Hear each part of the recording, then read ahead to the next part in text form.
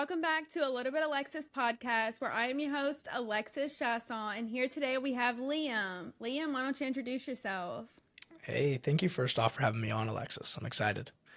I'm a Liam. I'm a Canadian fella. Moved over to New Zealand, which is where I now live. I'm a dad. I'm a husband, and I'm a man of God. That's a bit about me. Good. I like it. All right. Well, I have some questions I wanted to ask that kind of go with what I've been talking about lately. And I felt like your story was a good fit. So, what does the term generational trauma mean to you? And when did you realize it showed up in your life? Yeah, it's a really fascinating question because I think for me, I didn't realize it until I was older of what was there. But it really showed up. So I came from, mom and dad were pretty awesome. And I thought everything was really good as a kid, but I grew up really big. Like I was extremely obese, right? And as you can hopefully Right. see, I'm no longer obese. No. But I look back and realize now that the generational trauma that I was facing was I had a family lineage of obese people. And it wasn't just like a surface level, like it was like ingrained in like you eat, you eat, you eat. And like everything was there and just the relationship around food and being healthy. That was probably the biggest one, to be honest. Oh, yeah, that's a big one. I Yeah. struggle with that too. It just has so much power, right? Yeah.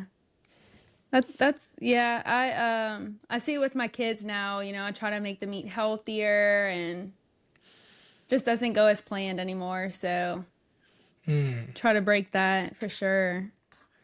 Well, because I feel like it just your kids, I got a wee daughter myself, and they they learn so much from what we do. It's not what we say, we can say anything, but it's the actions that we do that they will pick up. Absolutely. 100%. Yeah, it's like I don't know, it goes back to like I didn't even realize it as a kid, but now being a dad, I'm like, holy crap, like I control what she puts in her mouth at a young age, but more importantly, I put that example of what I do, she wants to do. If I'm being exercising, if I'm being healthy, she wants to join in. Like her new favorite word is gym. Like we go gym, Oh. gym. That So wasn't she the stuff goes as and a kid. goes to the gym with you?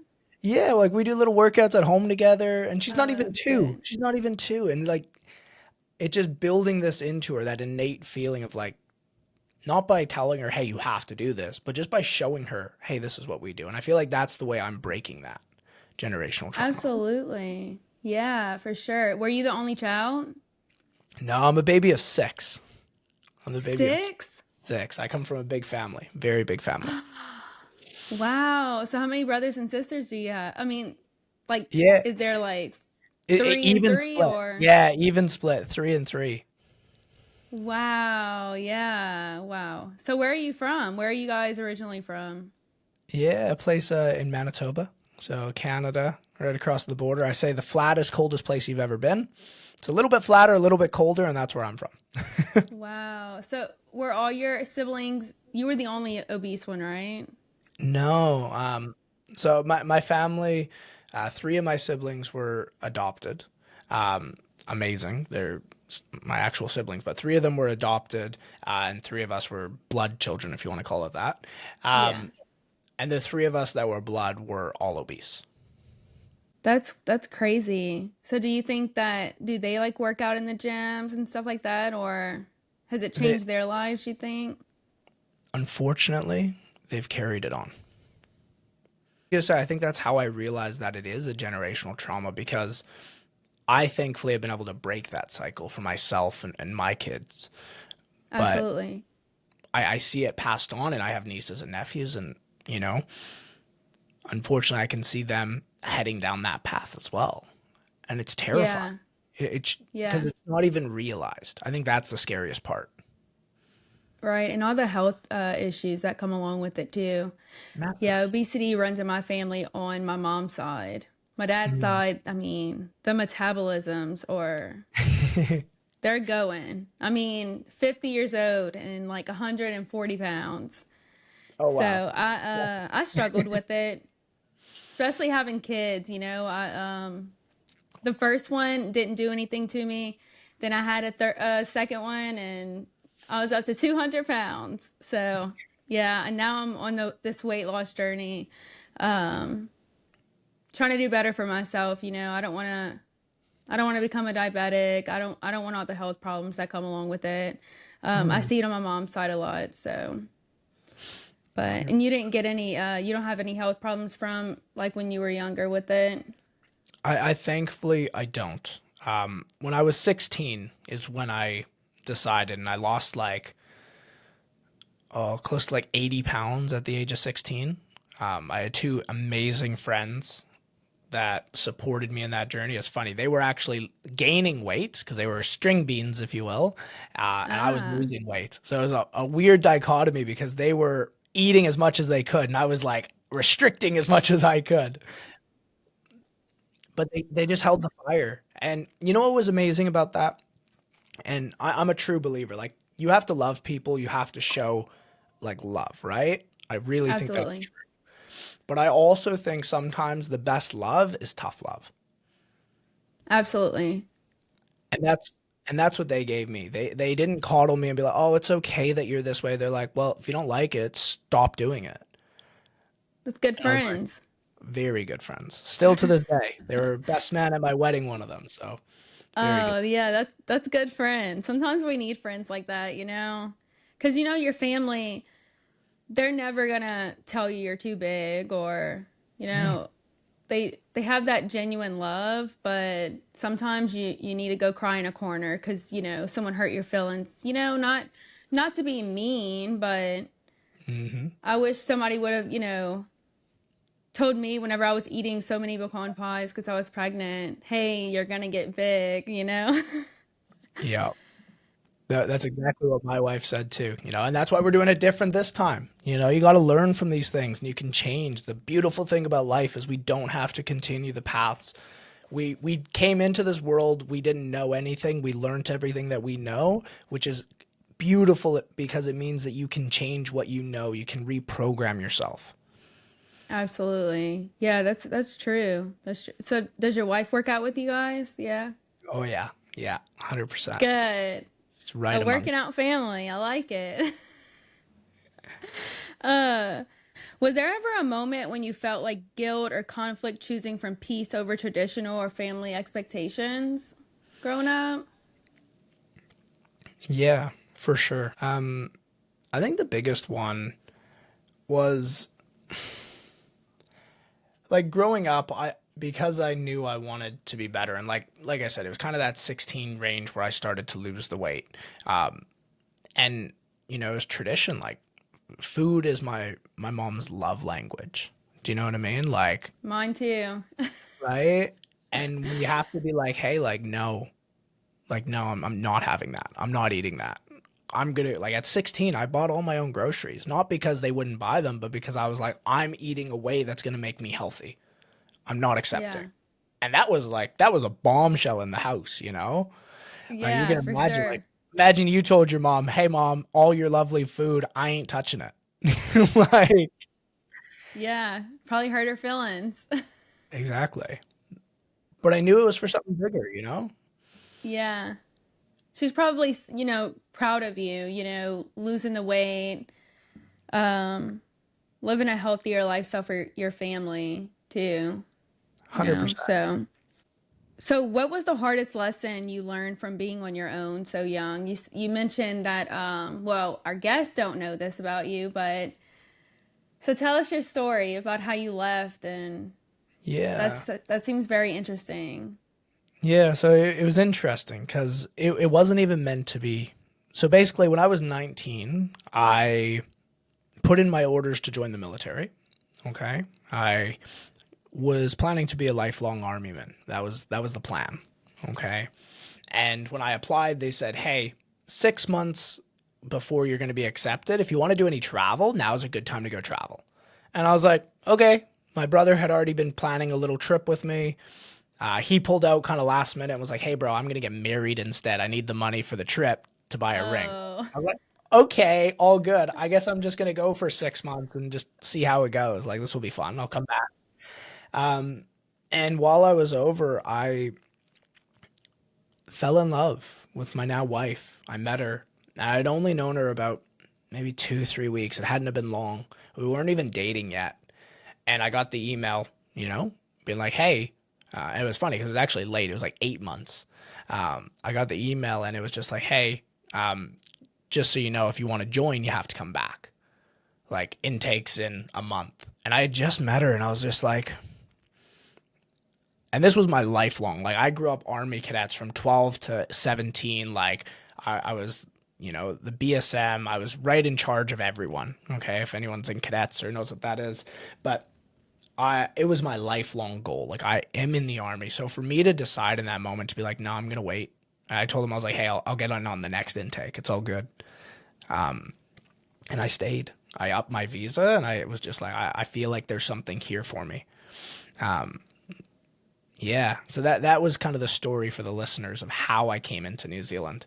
But probably the biggest lesson that I learned along that way is I have a big family. Like I said, I got 5 siblings, mom and dad. Each of my siblings, I think there's like 10 or 12 grandkids now. Like it's a Wow. yeah, everyone started producing, you know? Wow. I like it. A big family. Big family.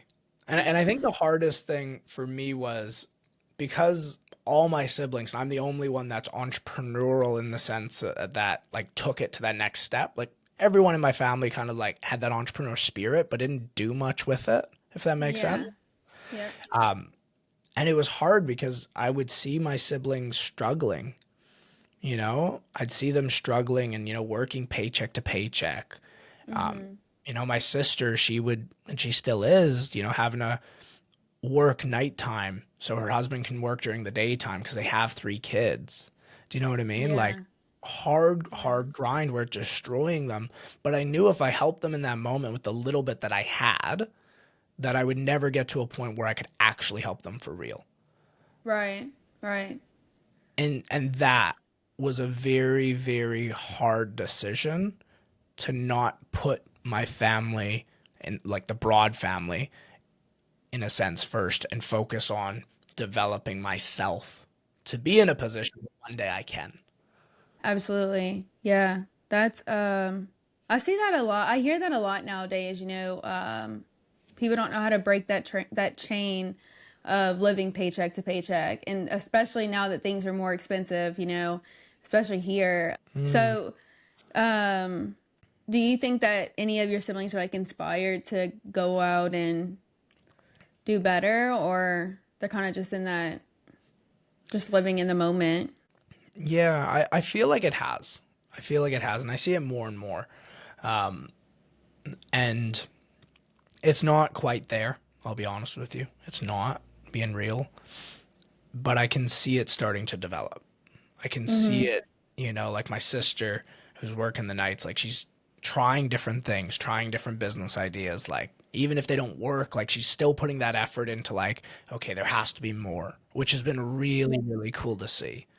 Yeah. She would be the major one. She'd be the major one. And she's an older Yeah, sister? everyone's older. Yeah. Yeah, I'm the baby.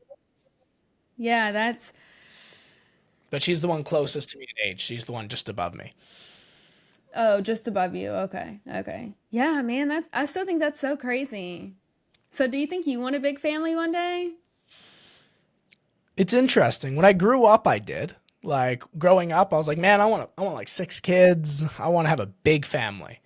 And then I had my first kid, and I was like, I don't know if I want to have any more. Like this is hard. Like this is really, really No hard. one trains you how to do this. Yeah. They don't warn you, man. These things should come with a label, honestly. Yeah. Oh, yeah. Especially your first one was a little girl. Yeah, little girl. I have 3 boys. I Oh, there kept you go. trying for the girl, but I don't want any more kids.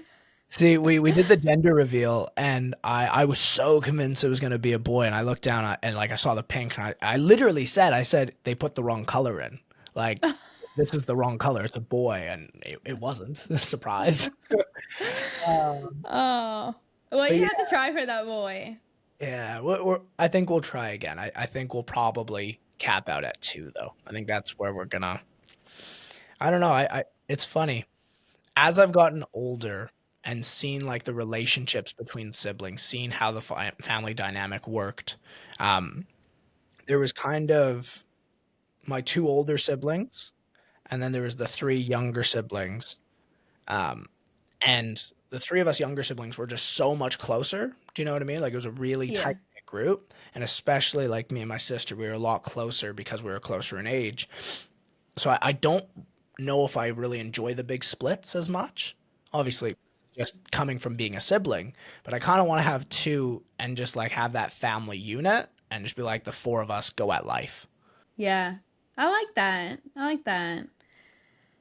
So, looking back, what advice would you give your 19-year-old self before you like packed those bags and met your wife? And I know you said it was before. It was 19, right? Yeah, I was 19. Yeah. Okay.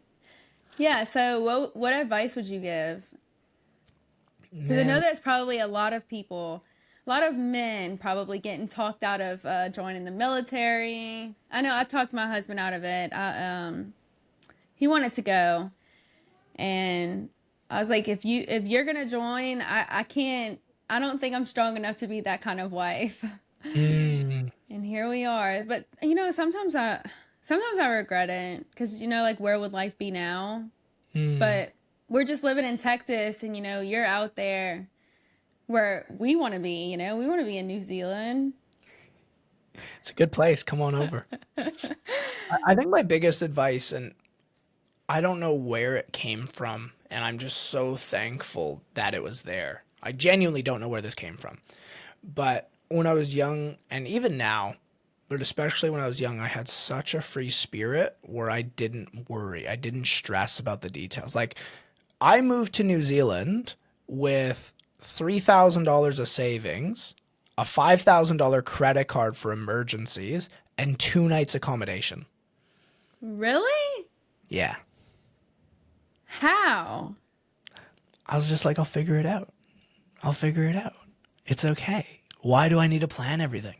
Like, it's okay. Let's just show up. Let's see how it goes. And I think my biggest advice going back, not even just to myself, but if you are at that point, right, where, and it doesn't even have to be 19, but like you're at that point where you're like, man, I'm not really sure where life's at. Go and travel, go and experience it. You will never regret just giving yourself freedom and space to explore. You don't need to plan everything out. Just put a direction, book a flight, figure it out as you go. You will learn so much more in life doing it that way than trying to be meticulous about every little thing. There's going to be time for that down the line. Yeah. Amen. That was good. Maybe I'll be in New Zealand next week. Let's go. Gets a little bit harder with kiddos, but I believe in you. Yeah, yeah, for sure. How long is the flight anyway? I think from LA it's like 15, 16 hours, something like that. Yeah, Oh, it's a long flight. Like this is the other side of the world. yeah. You lost me. I don't even like to be on a plane for 3 hours. Well, you would hate the plane ride, but it's worth it. Before kids, me and my husband used to travel, but when we settle down, and you're right, it's kind of hard to travel. It's five of us now, Mm, and I moved to Texas where I only have one aunt here. The rest of my family mm, is in Louisiana, and it's still hard for us. We're used to having a babysitter, so right. now we just carry along all five of us. Yeah. So yeah, that's crazy. $3,000. I cannot get over that. Is it New Zealand expensive? Yeah, it's pretty expensive. It's very expensive. It wasn't traveling luxury. It was on a budget, I'll be honest. It was, but that the memories and the people, I cherish those days. Like they were incredible.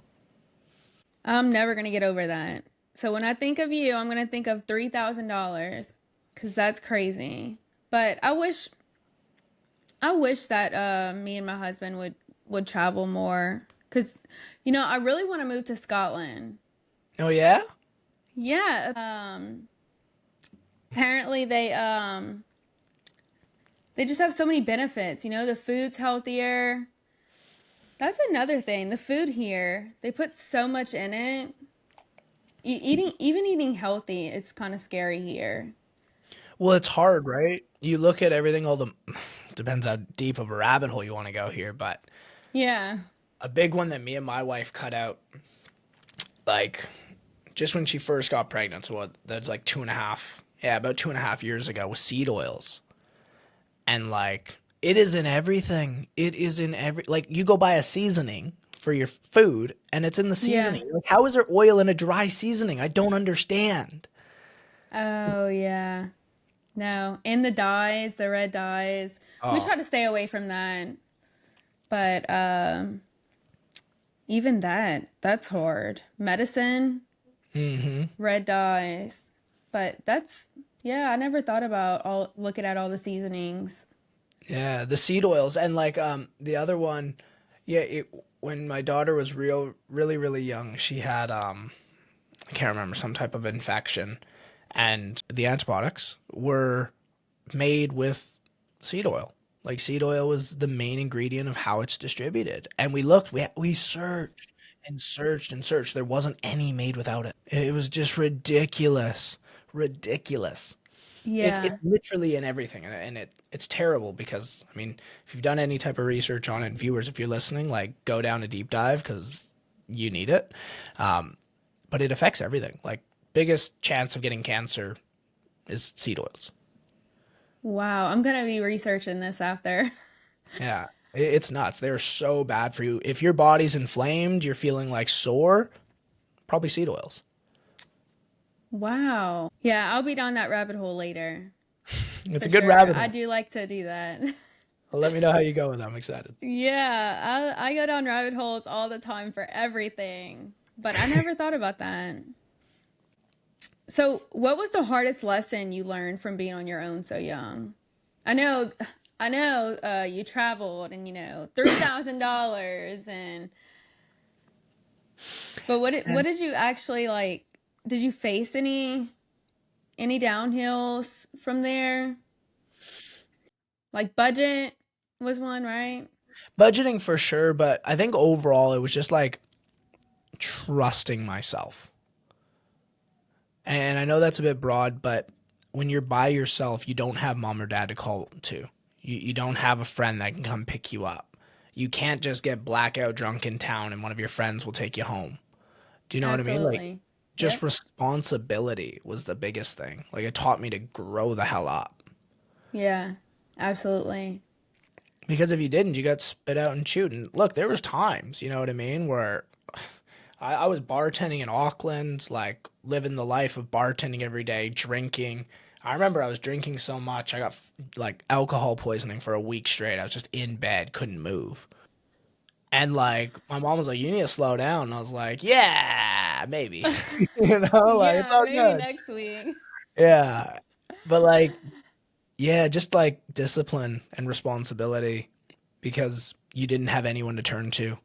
Things go right, things go wrong. It's on me. Like, I remember I was there for maybe 3, 4 weeks and I lost my wallet.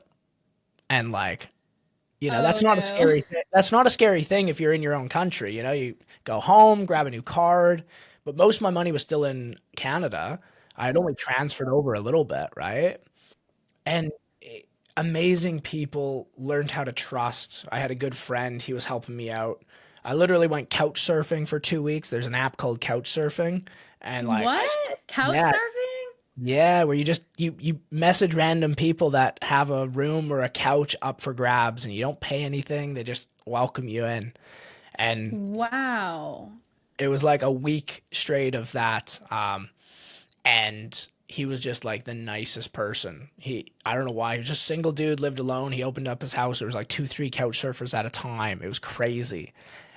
Had like a garden out back. He's like, yeah, if you're hungry, go grab some food. I told him I lost my wallet because I was staying there one night and I was like, man, I lost my wallet. And the first thing he did, he's like, bro, that sucks. Here's $50. And it was just like, it meant the world. I was like, what, really? Yeah. So back to this couch surfing app. Did you have this back at home too? Nah, New Zealand was the first time. New Zealand was the first for so many things. It was the first time I ever hitchhiked. Man, I've hitchhiked up and down the whole country. No. Yeah, that's how we traveled a lot of it. Yeah, heaps of hitchhike. You talk to the person, make a friend, just go stay at some random person's house. It's crazy. But there's an app for it. Yeah, where you can just go and like message people and be like, "Hey, I'm going to be in this city. Do you have anywhere to stay?" And then you can message people and they can message you. Yeah. That is crazy. I've never heard of that. It's a wild time. Wild time. Interesting people. Very interesting people, but fun. Yeah. So how did you end up getting back your ID and everything? Because you didn't have a home to put an address, right? On that You, ID or anything. you know, it was crazy. So before I went, I was like, look, there's a chance I lose my wallet. I'm going to write my phone number down. Like when I first got to New Zealand, I got a phone. I'm going to write my phone number down, put it in my wallet. And if I lose it, hopefully someone has a good soul, you know? And it's crazy. Sorry if your listeners are listening. I wasn't in the best place here, but I was sitting down. I just smoked a big ass cone. I was high as a kite. And I get a call from the police station. And they're like, "Is this Liam?" And I'm like, gone. I'm gone. I'm like, I don't know. Who's this?" They're like, "It's the police station." I'm like, what do you need?" "Oh, we found your wallet. Someone turned it in." I was like, "Yeah, this is Liam. Okay, where do I go to get it?" And I got my wallet back. Oh, wow. It just keeps getting better and better. Wow. Yeah, I yeah, still can't yeah. get over the couch app. What? I mean, I wonder if we have it here. It was a lifesaver, honestly. It was absolutely a lifesaver. Because I don't know where I would have figured it out. I'm a pretty, like, figure it out kind of guy. But yeah, it was great. It was great. I mean, it's kind of inspiring, you know? We do worry so much. How we're Mm. gonna do this, how we're gonna do that, but you live the life. That's for sure. That's crazy. And so did you go to that same night that you were high as a kite to go get your wallet? Yeah, I was stoned that day, and it was just like, oh my goodness, let's go. Yeah, it was terrible. It was terrifying walking into the police station high as a kite. Oh my goodness, kids, if you're listening, like, don't do drugs. It's not good for you. Yeah, it was a So were time. you doing that when you were doing that when you were back at home too? Or is this a new No, experience? no, it was a pretty new experience. Pretty new experience. I maybe smoked once or twice back home because it's legal in Canada, but it wasn't really my thing. It was the couch surfer. He offered it to me, and I was like, I guess so. Why not? I don't have a wallet. Like, I may as well do something. Got to pass time. Wow. Yeah, that I don't have a wallet. I'm stressed out here. I'm sleeping on someone's couch. Literally. No money. Man, I have no family here. You want to know something Why crazy too? not? So one of my good friends who I was traveling with at the time, and you have to remember, like we had known each other like a week, right? Like Right. he had a rental car, so I was like traveling around with him in the rental car, and then he had friends that he could stay with in this area, so he went and stayed with his friends, and it was like like rich friends, real amazing people, but like holy crap, they loaded. Yeah. And I was couch surfing. And it was one of the days before the dude gave me the $50 or after, I can't really remember. Anyway, he gave me $20 and I had $20 to my name. We were going out I was like, oh, well, we may as well go out for a beer. Like, oh, we got $20, may as well have a That's all beer. I can afford. And there was a pokey machine, they had the slots. And I was like, you know what? I don't need a beer that badly. I'm either going to be able to live nicely or I'm not. And that's okay. Yeah. I put the $20 in, I won $250. That's how I survived until I got my wallet back, which was just a few days later. That's a crazy story for Mm. sure. I've never been that lucky. If I put money in a slot machine, I lose all my money. So I would. So what would you have done if you would have just lost it all? I mean, would somebody else give you $20? Hopefully. Hopefully, I was very talkative, but Yeah. I don't know what I would have done. Like, I had a plan, I guess a little bit. I was like, okay, well, I guess I'll start working a job and I'll just kind of figure it out until I have, because Canadian card to get back to New Zealand, like that's going to take a while. Or transferring funds, internationally. Back then, it took a week or two, right? Oh, So I was like, yeah. I knew it would come eventually. Like there was some way, but like my credit card, that was my safety net. And, I was like, oh gosh, like I kind of want that. So it was hectic. It was absolutely hectic. I don't know why I didn't stress at the time. I was just like, oh, I guess I'll figure it out. Like I don't know.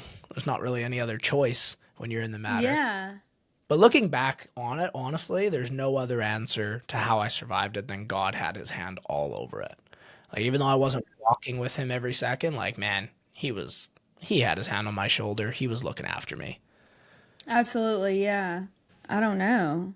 Never gonna get over this because can't get over the couch thing.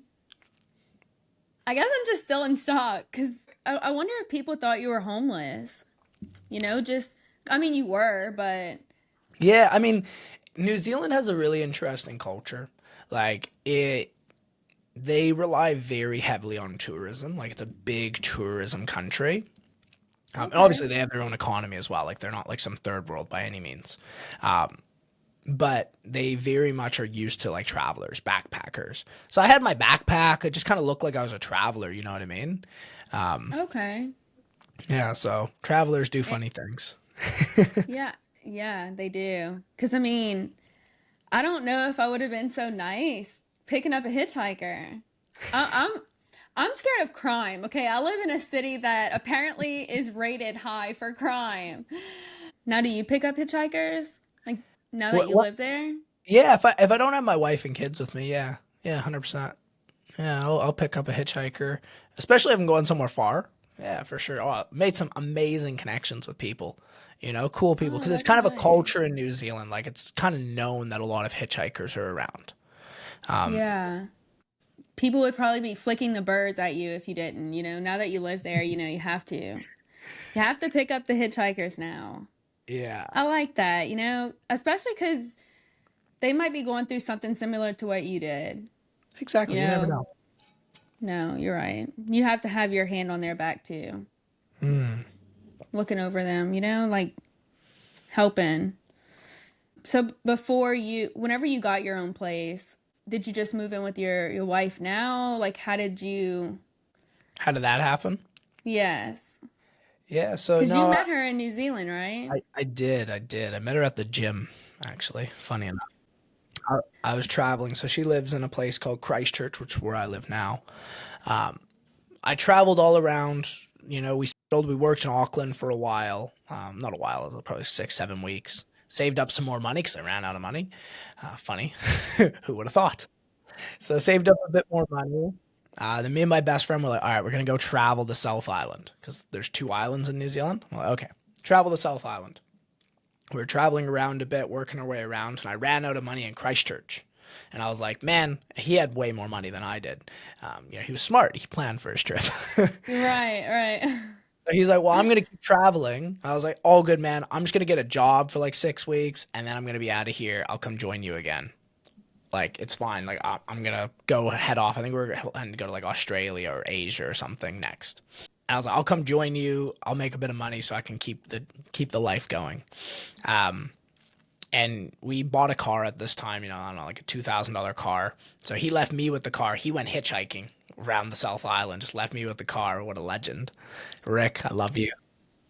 Uh, and anyway, in Christchurch, I was bartending, working a lot, and came across this gym that was really cool. I was searching for just some like protein powder, funny enough, like a supplement shop. And on the back of the supplement shop was this huge gym, and I was like, "Whoa, this is cool. This is my kind of vibe." Yeah. Started working out there, and I saw this cute girl in the corner. I was like, she's cute. Okay, cool. Mental note. Go back a few more times, keep seeing her. And I saw she went outside. There was like an outdoor area of the gym. And I was like, I don't know why this came to my mind. I was like, you know what I could do? And it's funny because now, like, even back then, I just go up to women. Like, I had no fear, but I didn't feel that way right that second. I was like, no, I'm gonna go outside. I'm gonna skip, and I'm a terrible skipper, like phenomenally terrible. If you could be the worst at something, I'm the worst at that. And I was skipping so badly that she stopped her workout and came up to me and said, "How do you suck this bad at skipping? Like, what are you doing?" And I was just like, "Well, what are you doing?" Well, I'm doing this stuff, and like she did strongman and women, so like strongman training, so like really heavy stuff. And I was like, "That looks fun." I was like, "That looks fun. I'm gonna come join you." Um, and then yeah, just kind of hit the ground running.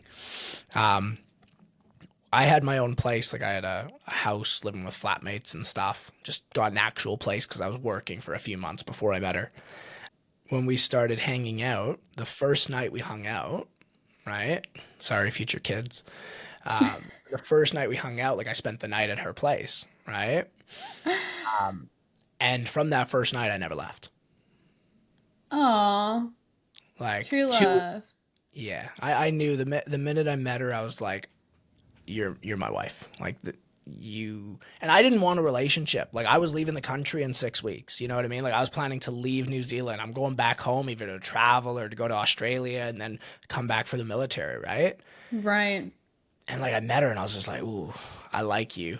And she didn't want a relationship either. She was just kind of finding herself. I was finding myself.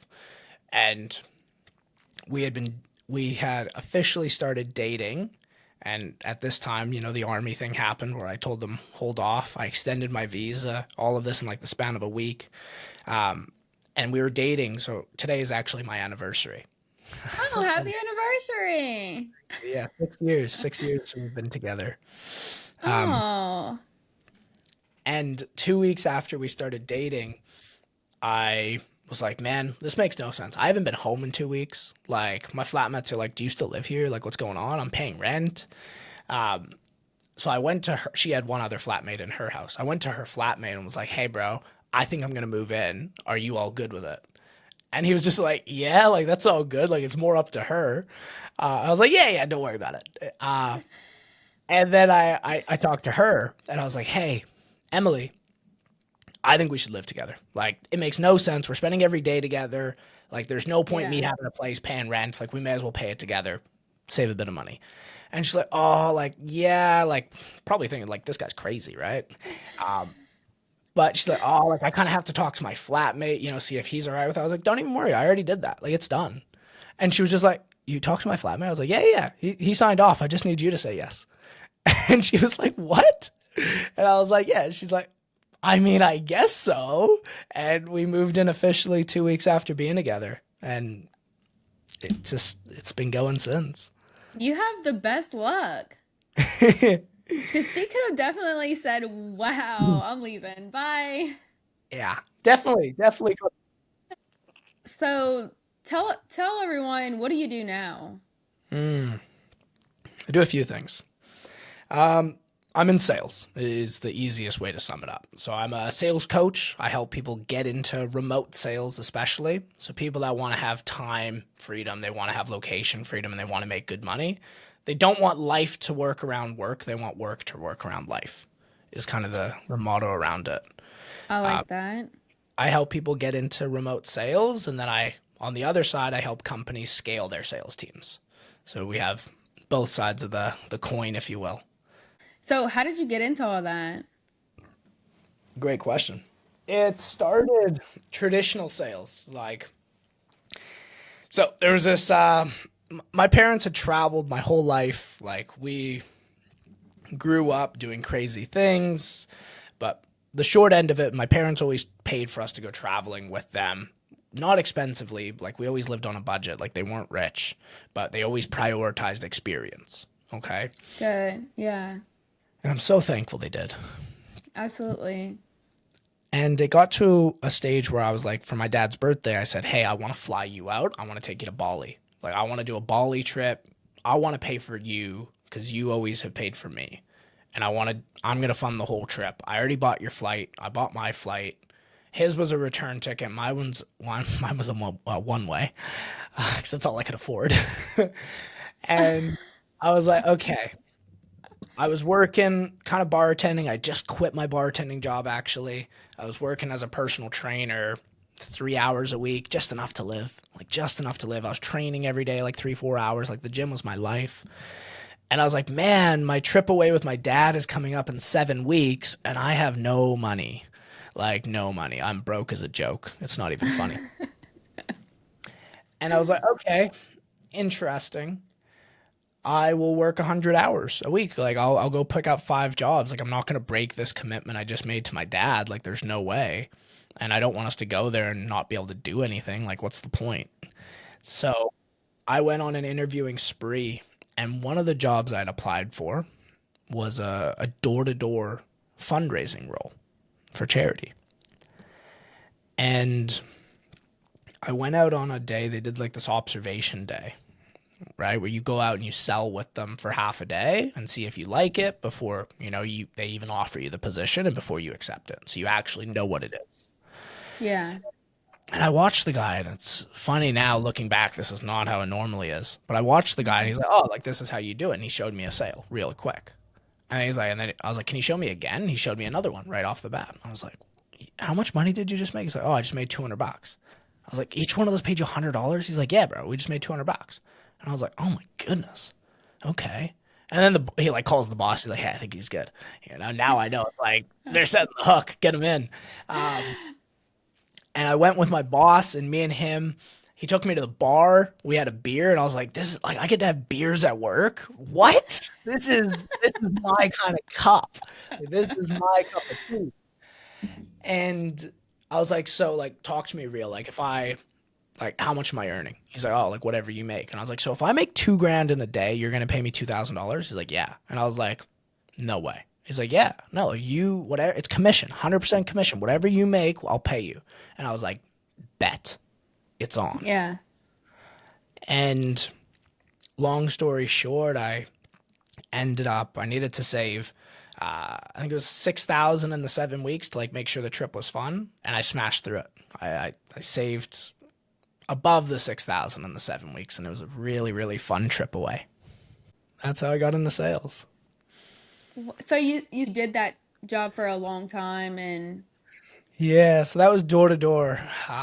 I told myself, like, I'm not a sales guy. Like, that's not what I do. Like, I'll just do it for the 6 weeks and be done. And then I came back and they're like, hey, do you want to keep doing it? And I was like, oh, Christmas is pretty soon, because I came back like mid-November. I was like, Christmas is pretty soon.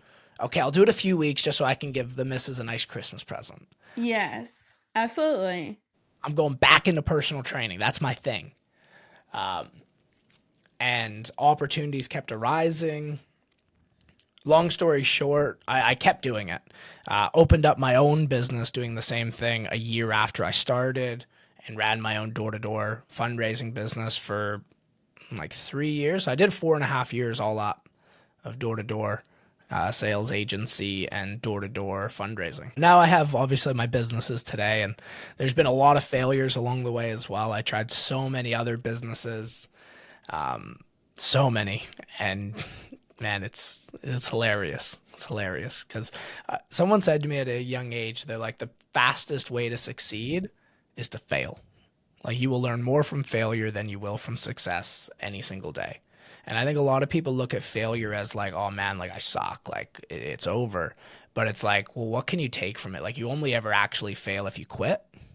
You know what I mean? Mm-hmm. Yep. And we used to have a motto in the company. It was like, your first 2 weeks on the job and door to door, which is really hard, was fun, right? We want you to go have fun, which stood for Yeah.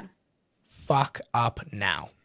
Yep. We wanted you to make so many mistakes, so many mishaps, so many missteps that we knew if you did that and you really, really just like failed and failed and failed, you were going to get better, because it's the quickest way to learn success. Those are inspirational words for sure. So out of all the businesses that you've had, are there like any that you regret, that you just like sit back and laugh at? Like, why'd you do that? Or 100%. 100%. I had one while I was still working for the business owner. So this was really early on in the door-to-door days. And me and him were really close. Like, he was in his 40s. He kind of saw me as like, he was very much my mentor. And it was like, hey, we can't be doing door to door forever. Like, we knew that there had to be more. We're like, we can't do this forever. Like, we got to start something. And I don't know if you've seen those businesses around. I'm sure you have. There's a really big one in Australia, but it's like the raffle kind of business where like people like buy raffle tickets and then they win a house, or they buy raffle tickets and they win a Are car. You you know in a that? car? Yeah. Yes. Yeah. Like I think the big one is LMCA or something like that in Australia. Really got like the guy's a billionaire now, right? And we had just saw his business Yeah. starting to take off. Like this was 4 years ago, longer than that. This was like 5 years ago. And we saw like the business starting to take off. And I was like, oh, that could be really something big. And he was super down. And man, devoted all my time, all my energy. The deal was that he was going to be the equity partner and I would be the sweat equity, you know? So Absolutely. I was the face of it. I was grinding. Like, man, I painted my own offices. Like, we were going hard. Like, we signed a big lease on a property. We spent probably like $250,000 trying to get this business up and running. What? Yeah, yeah, yeah. Like, it wasn't some small thing. Like, it was like a lot of money, so much time. Literally every waking minute, I was either working on doors or I was working on this business. Yeah. And let's just say he wasn't a good partner, and just the momentum shifted. And we went from being like best friends and like mentor mentee to like, I don't know this guy. And he wanted me to, he had spent $250,000. He wanted me to sign for half of it as a debt. And I was like, well, this wasn't the agreement. Like, you put the capital in. And there was ideas, there was things that I wanted to do with the business. So he wanted to start small, like, you know, give away a Dyson, give away a KitchenAid, give away PS5s, like that stuff. And I was like, no, we need to go big. We need to like get a car. Like that's what all the successful businesses are doing. Yeah. And we ended the relationship and we dissolved. I dissolved all my ownership of the company. Like probably 8 months of blood, sweat, and tears went into this thing. It got to a point where I was like, look, I dissolved it. Like, and then this is when I opened up my own company for door to door. But I dissolved everything. I was just like, hey, like this isn't working. None of it's making sense. Right. 2 weeks later, he buys a car and implements the business plan that I told him to do. No. But he didn't have me. It miserably failed. He sunk a lot more money into it doing the thing I told him to do, but and I'm not saying I'm God's gift to, you know, like I'm the bee's knees, I'm the best thing, but like someone in their 40s and 50s and you're trying to market to 20-year-olds, there's a different way of thinking. There's a different way you have to present it. Some old French man isn't going to be connecting with this young bucks, you know what I mean? Like it's a Correct. Yeah. different world. And yeah, it failed and my business started to take off. And I was very, very thankful God did that because sometimes he shuts the doors on things that are really hard that you really want because he knows it's not right for you. Amen. Absolutely. So you said you've been podcasting for 7 months now. Yeah. Yeah. What inspired you to start doing that? You know, I'd wanted to do it for years, like years and years. And I actually recorded my first ever episode probably like 2.5 years ago. Right. I recorded my first episode Yeah. and the file went corrupt and I didn't get it. And I was just like, no, I'm not doing it. I'm not doing it. I was a sad sack. I was like, oh, I'm fine. Let's do other stuff. It's all Maybe good. this wasn't for me. Yeah, this isn't for me. It's like this was the first episode. I thought it was really good, and now it's not here. Yeah. And so it had always been on my mind, right? Like I always knew I wanted to start a podcast. I love talking to people and having conversations. Who would have guessed? Right. And it's That's a funny. personality you have to have in sales too, you know. Have you ever had a salesman just act like he hated his job and didn't want to really talk to anybody? You know, funny enough, I had one. There's been one in all the time, and he was very good. I don't know how. I don't know why. No. He's probably one of the most successful from door to door. He was the most successful person that I ever, I don't want to say produced, but like, you know, made into who he was. And he went from like, side tangent for you. He went from like 3 weeks of no sales, like 3 weeks every day, not one sale. And usually you get 2 or 3 a day and like at least one on your first day, right? Right. 3 weeks, nothing. And by the end of it, because he was with me from like the beginning of when I started my business, just before actually at the old company, he came with me Yeah. to right at the end. And at the end, he was my top producer. But he hated people. Like the guy, he looked like he was sad. Like I love you, Dion, but like you look like you were sad all the time. But I think it just resonated with people. You know what I mean? It was real. It was authentic. He never sold to people. It was just like, yeah, I'm here, my life, and people resonated, and he sold. Wow, yeah, that's speaking of, because my husband has that kind of personality and he was actually in sales a few years ago. But we were sitting in our garage and we had a Vivint guy pull up, try to sell us cameras, lights, everything, the whole ordeal. Well, my husband's just sitting there. He's like, not even looking. He's like, nope, my answer is nope, no, no, no personality. And this sales guy, he's really good. His name's Ryan, and we're just talking, because I can talk to a wall. So, and I'm sure he could do the same. And it we wound up getting it, but at the end of the day, he was sitting in our garage drinking, and we're just chit chatting, and he's already made the sale. But yeah, my husband, he has the same personality, and I don't understand how. How did he make the sales? How he's good at his job, I don't know, because his job today, he's in meetings all day long. And I'm always like, you look very sad. You look very miserable. Are you miserable? And he's like, no. Just such a dry personality. But it's the personality. So that's crazy that we're talking about your previous coworker, how he just had Yeah. that dry personality and was the most successful. So You asked a question at the beginning of it. I went on a tangent. What was the question? I can't even remember.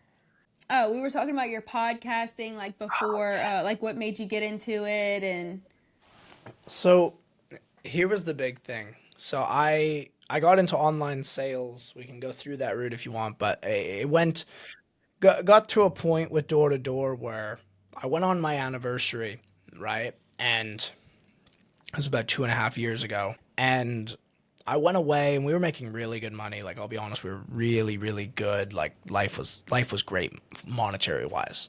mm-hmm. And I went away and the team produced 10% of what it would normally produce with me there. 10%. 1/10. Wow. And I just knew when I came back, I was like, this can't be it. Like, I want to travel. I want to live my life on my terms. And, like, yes, I have the money, but I do not have freedom. And freedom is so high on my value list. And I was just like, there has to be another way. So I got into high ticket sales. Long story of it. I got into high ticket sales and I started doing that, and everything was going well. And I was at a point where this whole time, like, I grew up Christian, by the way. I grew up Christian, but kind of from the age of 16 till 25, I would say I'd die for God, but I wouldn't live for him. Like, there just wasn't that personal relationship. I always knew he was there. I knew it, but I was like, nah, I'm doing my thing. Like, I'm doing me. Yeah. And I was in Bali last year in September, and I was driving on my scooter. And at the time, like, life, there was so much turmoil. There was so much stuff going on with business. And, like, I was so lost. And, like, my wife was a stay at home mom. My daughter's, like, a year and a bit old. And, like, everything's on me. You know what I mean? Like, I'm the provider for the family. And I was just like, man, like, this is, I'm a control freak. Like, I want my hands and everything. So I prayed out to God. Long story short, I prayed out to God while I was on my scooter. And I said, God, take away, like, teach me to let go of control and teach me patience. Because those are two things I really struggled with my whole life. I said, take away, uh, help me let go of control and, give myself grace. And 15 minutes later, I blew my meniscus, which is your knee. I blew my knee out and I couldn't walk. I couldn't move. It was fully blown out in a foreign country. I scootered there, so I was like, how am I getting back? And I called my physio, called my doctor, called everyone I knew back home.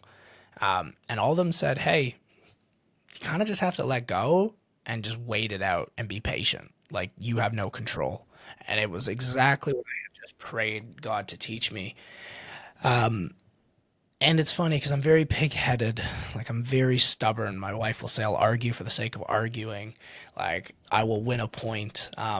So I wouldn't have listened to God's voice if it wasn't something drastic. I just know I wouldn't have. Mm-hmm. And you asked me why I started the podcast. I told you all this because I felt God telling me, hey, it's time for this to start again. Hey, it's time for this to start again. And I was pushing it off. Like, I was like, no, like, no, it's cool, but like, I need a setup first, or like, no, like, I can't do it yet. Like, I don't have like the fancy in person office. Like, I need to have like a setup. And he's like, no, do it. And I was like, fine. If I'm going to do it, I want the number one person in my industry to be my first guest. And if it isn't, then I'm not doing it. And I told God this little ass I was. And he's like, fine, message him. I was like, okay, fine. I had like, the guy's name is Matt Ryder, who in the remote sales world is like the godfather of like sales. Like the dude was making $100,000 a month in commissions, 95% close rates, built built like $50 million companies of sales training. Like the dude is good. Like I don't know many people that can sell as good as him. Like they're very few and far between. At the time, like he was one of the best. Good. Yeah. I sent him a message. I said, "Hey, bro, I'm launching a podcast. I'd love you to be my first guest on it. Would you do me the honor? Do you got an hour spare for me?" And he just replied back with a thumbs up, and he's like, "Yep, let me know when." And I was like, "No, no." Are you hacked? And I was like, "What? Like, no." And I messaged my friend. I was like, "Bro," he's like, "You have to start it now." I was like, "I know." I like went searching for names. I was like, "Oh my goodness, what am I gonna do?" But yeah, and that was the catalyst. That was the catalyst. Honestly, just God telling me, "Hey, you should do this," and it was already in my heart, but I was delaying. Yeah. Wow. So y'all recorded and Yeah, everything recorded, went well. popped it Good. up, and then guest after guest, I'd reach out. I reached out to a guest and said, "Hey, I had this guy on the podcast. Do you want to come on?" And they'd be like, "Yeah, easy, 100%." And then I'd have people on the podcast and they'd ask me like, "Hey, can I help you out at all? Can we connect? Have a good relationship? Like Blake, I like you. Like anything you need, I got you." And it was building that relationship, and I was just like, "Hey, do you know any guests?" That's all I care about. Like intro me to guests. Business is good. Like everything in life is fine. Just if you have any cool guests in sales, send them my way. And they did. And every guest would intro me to two or three other names. And now I've had some of like the bigger names in the space, which has been really cool in my industry and just been amazing conversation after amazing conversation. And it's still Mm. going strong. That's Still good. going strong. Good. So, how has becoming a father shifted the way you see the world or yourself? It's a deep question. It made me not selfish. Like I've always given to my wife and I've always looked after her and, loved her. But there was still like a massive element where like I live life for me, right? And Mm-hmm. when I had her, it's funny. I don't know how it was with your kids, but I had my daughter and I looked at her and I was like, I don't have a relationship with you yet, right? It's not like I love you yet. I don't know why, but like I will do anything for you. I will do anything. And it's like that protective instincts and just like nothing will ever happen to you. Like I got you. And it was the first time in my life I ever felt that way about anything. I've cared. I care for people. I care for my loved ones, but it's different. I mean, you have kids. It made me change, and it also changed my views. I mean, I got a daughter, so yeah. These, they say you pay for your sins in one way or another in this world, and here it comes. So I got a beautiful daughter, and she's amazing. She has taught me patience. She's taught me to slow down. She's taught me to not care about myself. Like your life isn't your life anymore. It's now for something greater. You want sleep. They don't want sleep. Guess what? You don't get sleep. Nope. You don't get sleep. So yeah, it changed everything. To be honest, it changed everything. Yeah. I mean, It changes a lot for sure. Just sitting back on the couch and, just watching what they do, every little thing, and they're so precious. They don't know what's going on in the world. They don't know how much things cost. Mm, Um, it's almost like I don't want my kids to grow up. I don't mm, want them. I mean, I don't know. I don't. It's just scary. But mm. so, what does being a present husband and father look like to you, especially while balancing, your business and personal growth? I know y'all are always in the gym and working out. That's like goals. You know what it is, and to be honest, I'm still working on it. I'm not great at this, and God bless my wife for being amazingly patient with me. But the thing that comes up is it's not time, but it's dedicated attention, right? I may not be time rich while doing everything, but dedicated attention. So like, and I'll be honest, I'm not the greatest at it, but it's something that I'm really Right. working on at the moment. Is just when I spend time with them, the phone goes away. Like that half hour, like, from 4 p.m. to 7 p.m., I don't have work and I just with the daughter, just with my wife. I put her to bed every night. That's a big thing for me. Oh, that's sweet. Yeah, and man, it's the cutest thing. She's just learning how to talk like the last like 4 or 5 months. And we go into the bedroom. She's not even 2 yet, right? We go into the bedroom and I pray with her every night before we go to bed. Oh, yeah. And I sit her on the chair, and we have a rocking chair, and she always falls asleep on the walking chair with me. But we now sit down on the chair, and she's instantly like, "Pray, pray," and I'm like, "Oh my goodness, you melt my heart, you melt my heart." And then we finish praying, and she's like, "Amen," and I'm like, "Oh my goodness, you are." Oh, that's so sweet. It's the cutest. Yeah, It's the that's cutest. awesome that y'all, you pray with her. I pray with my kids in the car, but I don't. Maybe I should start. You got me. They After this cherish it. podcast, I'm gonna be searching I'm gonna be doing everything different. My way of life just changed. Just having someone's other, outlook on things. That's it's very inspiring, I and I hope appreciate it inspires listeners. Travel. If there's anything that you would want to tell them, to do differently. it. Yeah, the biggest thing is don't settle. Like, I don't care if if you're not religious, like this still applies to you, but like there is so much more for you in your life. You do not need to settle for a regular job. You don't need to grind. You don't need to live life ends meet. Like the world and God has so much more planned for you that you just need to go out there. If you're even if it seems scary, you need to take that risk. If you don't have kids, like you need to take that risk. I get it's harder when you have kids, but even then, like if you're in your 20s, you're in your 30s, like this is the time. We'll be old one day. We can get a regular job if everything else fails, but if you're working your job right now, you're guaranteed to work till you're 65, maybe 60 if you save really well. But it's like if you're going to hate your life and struggle, know that there's a better way and you just have to be willing to take a chance. Very inspiring. Well, that's all I had for you, Liam. It's been a pleasure. It's been a lot of fun. Thanks for having Thank me. you so much.